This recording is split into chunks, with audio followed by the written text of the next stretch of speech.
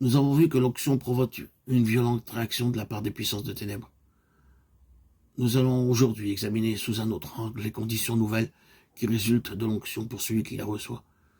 Ces conditions nouvelles se présentent sous la forme d'une éducation, d'une discipline, d'un apprentissage qui suit immédiatement l'onction ou qui se poursuit parallèlement avec elle.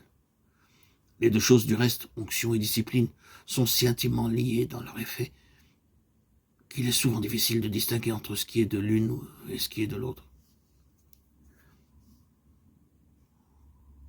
Je tiens à vous faire remarquer pour commencer que, contrairement à ce qui se passe dans la vie ordinaire, l'onction vient d'abord, et l'éducation, la préparation, la discipline ensuite. Quand un homme est appelé à occuper un poste élevé dans les choses de cette terre, il faut qu'au moment de son élection, sa préparation soit achevée. Il ne saurait prétendre à cette situation-là s'il ne peut établir qu'il possède toute l'expérience nécessaire et toutes les connaissances requises. Dans les choses de Dieu, c'est l'inverse qui se produit.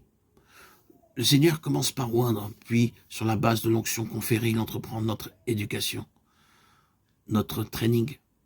Le mot anglais training, qui n'a dans notre langue que des équivalents à sens restreint, tels qu'éducation, instruction, formation, dressage, discipline, se dit de tout ce qui a pour but de préparer à une carrière ou à une activité utile. Et c'est dans ce sens large qu'il faut comprendre les différentes expressions. Peut-être ne réalisons-nous pas pleinement sur le moment que nous avons reçu l'onction, mais peu importe.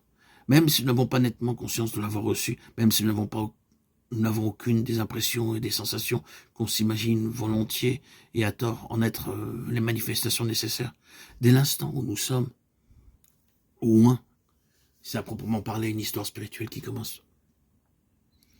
Dieu se met à l'œuvre dans notre vie pour la réalisation de son plan.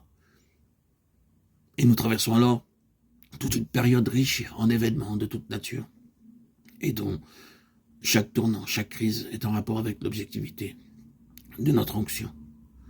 Ce que nous disons là n'est pas si difficile et compliqué qu'il y paraît à première vue. Prenons la chose sous une forme plus concrète. Nous nous sommes, vous et moi, consacrés un jour au Seigneur. Nous avons un jour reçu le Saint-Esprit. Nous sommes devenus des membres authentiques du corps de Christ. Et par là même, nous avons eu part à l'onction sainte. À partir de ce moment-là, Dieu nous a réservé une tâche qui nous est propre. L'accomplissement d'un fragment spécial de son plan éternel, une place dans le témoignage de Jésus que personne d'autre ne peut occuper. Chacun de nous, dans la pensée de Dieu, a été mis à part pour remplir un ministère particulier dans l'intérêt de l'ensemble, pour apporter au témoignage en tant que formant un tout une contribution effective.